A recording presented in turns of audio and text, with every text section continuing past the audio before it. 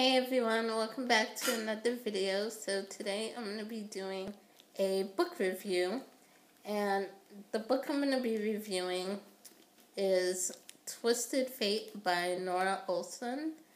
And I will do a non-spoiler review first, and then later on I'm going to do a spoiler review because there are some things in here that I really want to talk about. So I'll do a spoiler review after, but for now, you guys are safe. This is the non-spoiler review. So basically, Twisted Fate is about two sisters, Sydney and Allie, and they are completely opposites in every way that you can imagine. Allie is pretty much the good girl.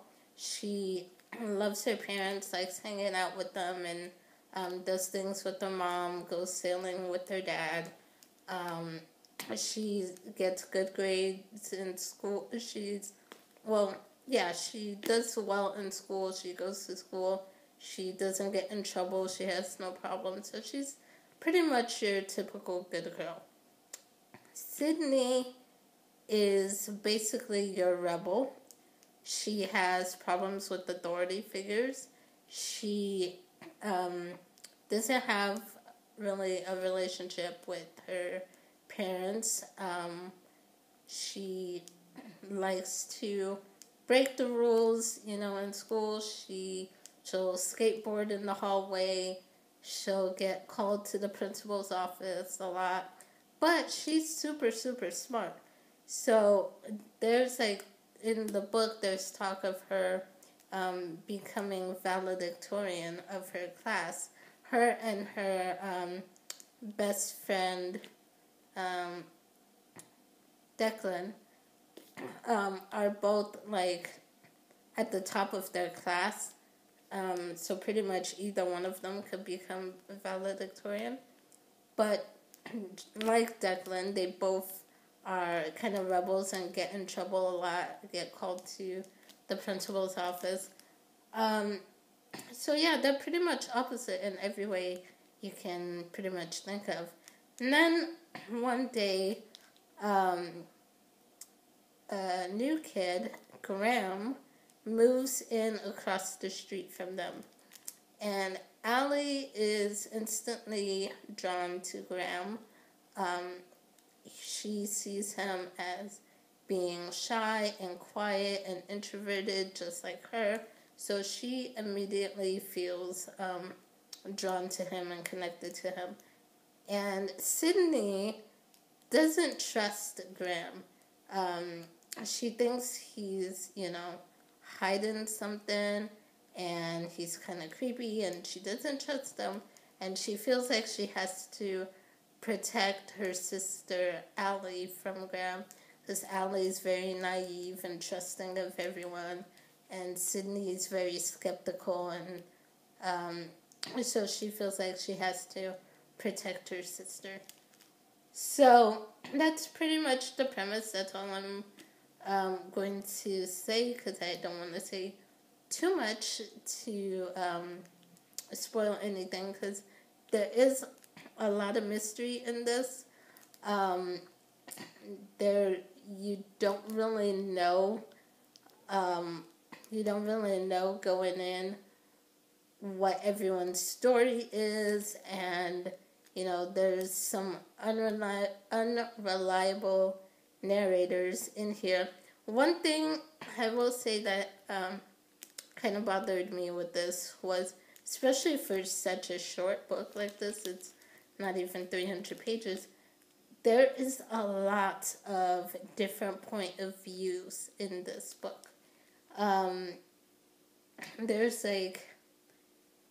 I don't even know how many. There's maybe 8 or 10 or who knows, but there's a lot of different point of views in here. It seems like almost every character has a chapter with their point of view in here, and I just felt like some of the point of views were not necessary. We get a lot of different point of views, and I feel like some of them could have been left out. we could have gotten the information in a different way. We didn't need that specific character's point of view just to get this little bit of information. I feel like we could have been presented with it in another way. So I just think that it was too many points of views, which took away from the story, especially when you're trying to connect with the characters. Because I feel like in this book you don't really connect with any of the characters. I feel like part of that has to do with the fact that there are so many different points of view. So you're pretty much in everyone's head, so you don't really connect with the characters. You do spend the most time, the majority of the time, with Sydney and Allie, but still, I still don't think you really connect with them that much. And I also think the other reason could be that their characters are not that, I don't think they were developed that well. I feel like they were still pretty much surface characters. The stereotypical good girl, the stereotypical rebel, or, I don't think they were developed that much further than those stereotypes. So I think that also has to do with not connecting with the characters. So another thing that kind of bothered me with this was there was one chapter I was reading from was one of the teacher's point of views. And halfway through the chapter, it switches point of views.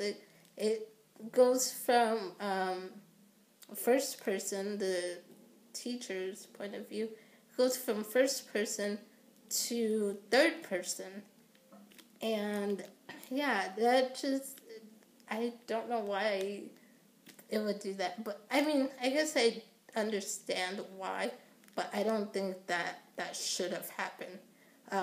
Because I get that they want that scene that they wanted to show. They wanted to show this teacher talking with the principal and Sydney sort of overhearing their conversation, but they're not aware that she's overhearing everything they're saying. So I guess that's why the third person point of view, they wanted it like that. But I don't think you should really do that. If you're going to have first person point of view, don't switch halfway through the chapter just to show a scene.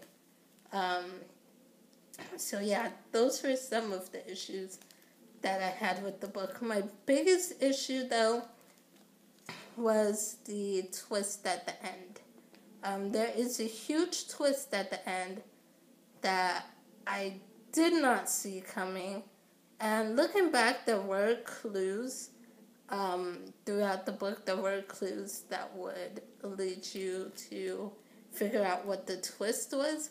But I think the reason I didn't see it coming was because of the last two chapters in the book. The last two chapters, when I read them, it didn't seem like for the twist at the end to be plausible. The last two chapters wouldn't have been plausible. So I felt like there was a conflict right there.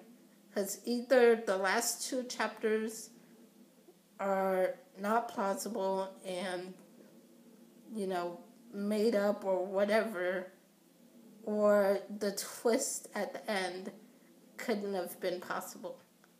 And I'll explain more in my spoiler review what I mean about this, because to me, it just didn't make sense. The ending didn't make sense, and that was my biggest issues with the book.